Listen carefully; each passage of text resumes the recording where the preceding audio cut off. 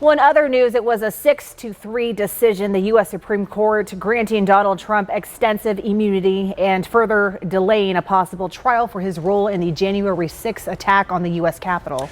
Now, that decision comes 2 weeks before the Republican Party hosts the Republican National Convention in Milwaukee, where Donald Trump is expected to be officially named the party's nominee for president. The election subversion case is one of several legal battles the former president is juggling in his effort to reclaim the White House this November. So now for that, we turn things over to News 4 Tucson's political specialist Eric Fink, live from downtown. Eric, you have local reaction on this monumental decision. Well, Monica, I spoke with 3 Pima County voters today from all across the political spectrum here in Battleground, Arizona. They're all very passionate about this ruling from the Supreme Court today, as it comes with just a little more than 4 months to go before Election Day. I guarantee you a lot of the Democrats are greatly relieved that ruling today, that 6-3 ruling, because what it does, it takes a heck of a burden off all prior and future administrations. You don't want a president unable to make critical decisions with the constant threat of 10 years later in a different context being prosecuted. Dave Smith is the Pima County GOP chairman. He knows the immunity decision was arguably the most anticipated decision of the Supreme Court's term, and it came on the final day of the court session.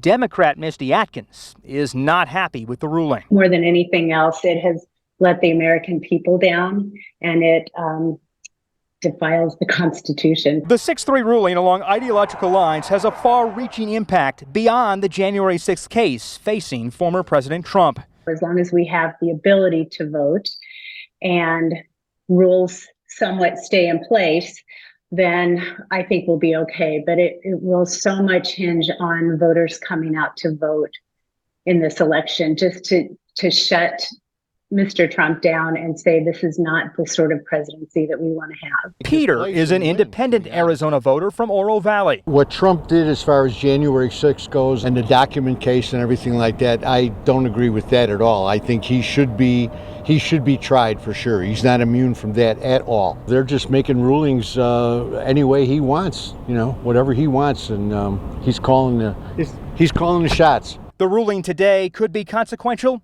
for generations. The immunity rule is essential because you've got to have separation of powers and you've got to have a president.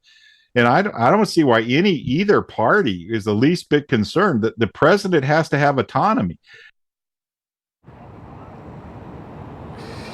Well, this case now goes back to a lower district court. Judge Tanya Chutkin to sort out what are a president's official acts versus what are his personal individual acts. And this decision today from the Supreme Court means that Mr. Trump will not face a trial for the federal January 6th case before the November election, if at all.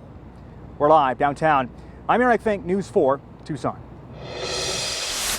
Thank you, Eric. Tomorrow, the U.S. Attorney